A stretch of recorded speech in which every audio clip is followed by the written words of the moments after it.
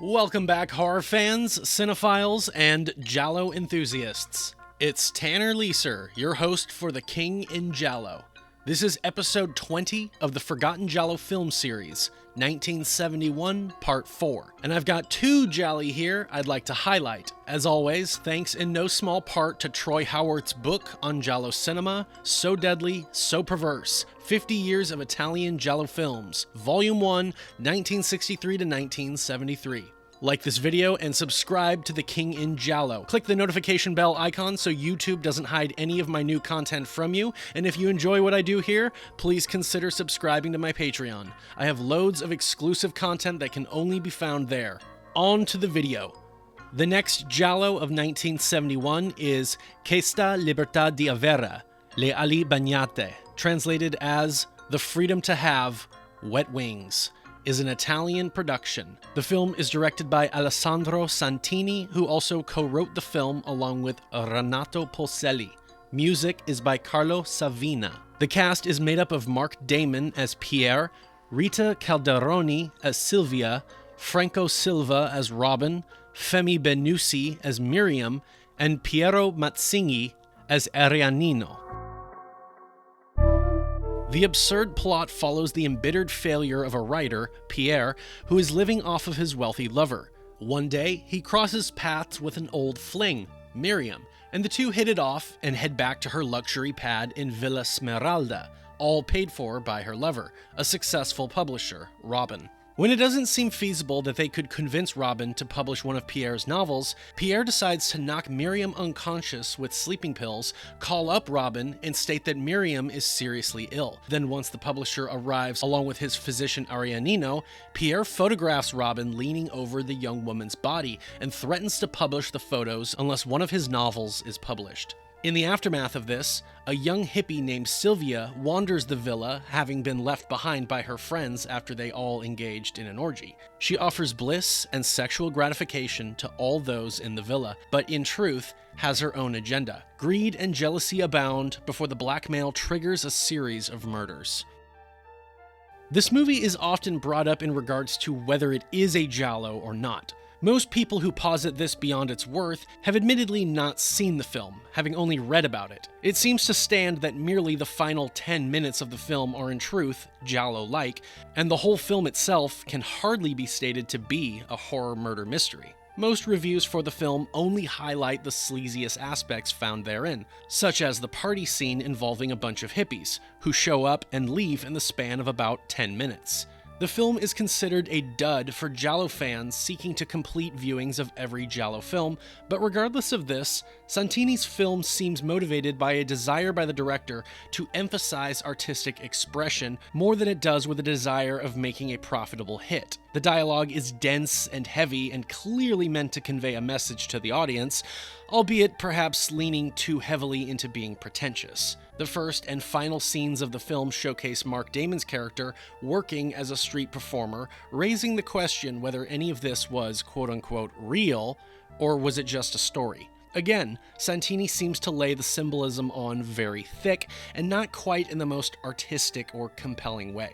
Writer-director Renato Polselli would go on the next year to direct Rita Calderoni in his 1972 giallo, Delirium. Mark Damon appeared in Naked You Die, 1968, directed by Antonio Margheriti, and would appear next year in an Italian Gothic horror film, sometimes cited as a giallo, Byleth, the Demon of Incest. But I am going to assume that this is from the type of people who call any and all Italian horror movies giallo films, as if that's what the fucking word means. Femi Benussi appeared in Hatchet for the Honeymoon, 1970, directed by Mario Bava, probably one of the most underrated giallo films, and one I deeply considered usurping The Bird with the Crystal Plumage for the title of Best Giallo Film of 1970, but I didn't, so don't crucify me, Argento purists.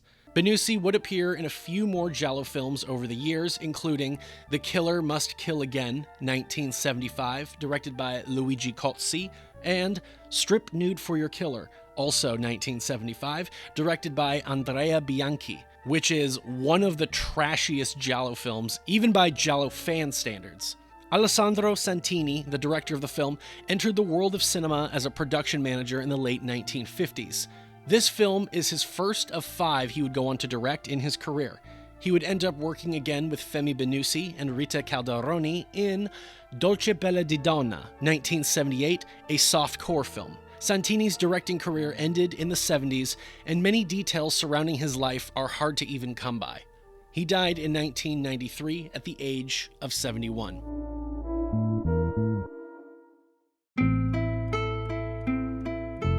The final Giallo film for this video is Price of Death, an Italian production, as well as the second forgotten Giallo film to be a hybrid with the spaghetti western genre. The film is directed by Lorenzo Gica-Palli, billed as Vincent Thomas, who also wrote the film. Music is by Mario Migliardi.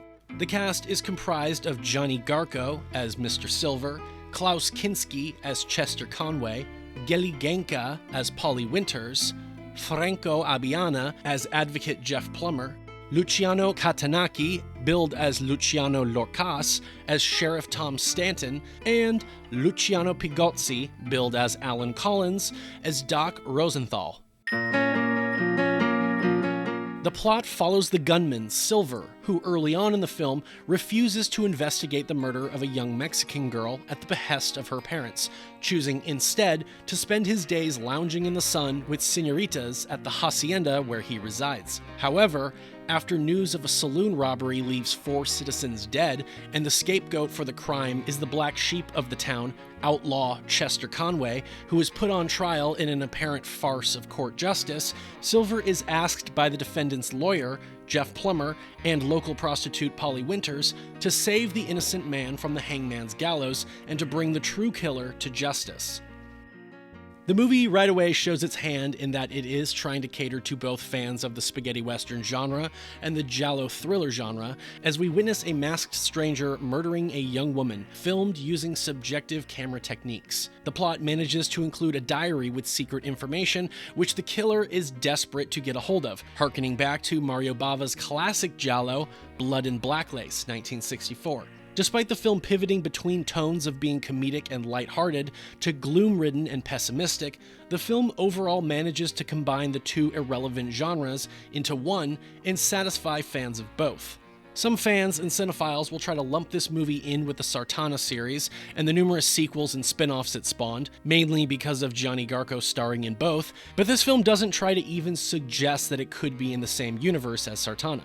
Mr. Silver is a bounty hunter who is quite content with setting high prices as to avoid working too frequently. All things considered, Silver retains a desire to see justice meted out. The moral dilemma he faces is whether to assist with saving Chester Conway, who deserves to hang, although he clearly did not pull the trigger on the 4 victims for which he is accused of. Silver reluctantly takes the assignment, and despite the film having a mostly irreverent and fun tone about it, by the time the climax hits, the cynicism inherent within the film's message bubbles up to the surface, which can feel all the more surprising in contrast to the tone beforehand. Lorenzo Gica-Palli's direction can be cited as efficient and competent.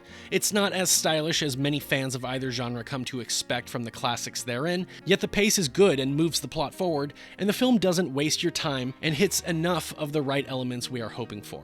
The characters may not have particular depth, but they are fleshed out enough and played right to elicit our sympathies and endear themselves upon us. Silver is pleasantly sardonic. Jeff Plummer sidesteps the drunkard cliché amusingly. Sheriff Tom Stanton evolves from being antagonistic to more nuanced. Chester Conway could be more developed and spends a good deal of the flick complaining over his freedom, despite the fact that he is a notorious outlaw. Gianni Garco leads the cast. The actor was born in 1935 in Sara, Dalmatia, now Zadar, Croatia. His debut in film was in 1958, and thanks to his roles in numerous spaghetti westerns in the 1960s, he would garner a name for himself to the degree that he could branch out into other genres of cinema. His giallo roles include The Cold Eyes of Fear, which came out earlier this same year, The Psychic, 1977, and Body Puzzle, 1992. His capability brought him roles as both the heroes, as well as the anti-heroes and the villains. Regardless, to most, he will always be Sartana. Despite not having as much screen time as Klaus Kinski deserves, he is able to bring enough to the character and make it his own. Lorenzo Giacopali would don his usual pseudonym, Vincent Thomas, for this film, and as it stands, there is not a great deal known about the director. He mostly worked as a screenwriter, contributing for various films such as The Road to Fort Alamo, 1964, a spaghetti western by Mario Bava, Hercules the Avenger, 1965, a pepla, and Kill Rommel, 1969, a war film. His filmography is very limited, and he only directed 5 films in total, the first one being Giorni di Sangue, 1968, which also starred Gianni Garco. Price of Death, commonly called Der Galgen wartet schön, amigo, for DVD releases, remains his only foray into the giallo film genre. And those are the forgotten giallo films for this episode. I hope you learned about something new here, and if you are interested in watching these movies, you can look them up online. If you do watch them, or have already seen them, I invite you to leave your thoughts on them in the comments. Follow The King in Giallo on Instagram, and give a like to The King in Giallo on Facebook. Subscribe here on YouTube if you aren't already, and join me every week for new giallo film content. Join The King in Giallo on Patreon for exclusive content and early access to most of the content found on YouTube. Upcoming content on The King in Giallo will be the overview, review, and giallitally 4, the debut film and first of many giallo films from Aldo Lado, The Short Night of Glass Dolls, released in 1971. Thank you very much for your continued support, and thank you especially to my patrons who support my work directly. This is Tanner Leeser for The King in Giallo, and if nothing else, I'll see you next time.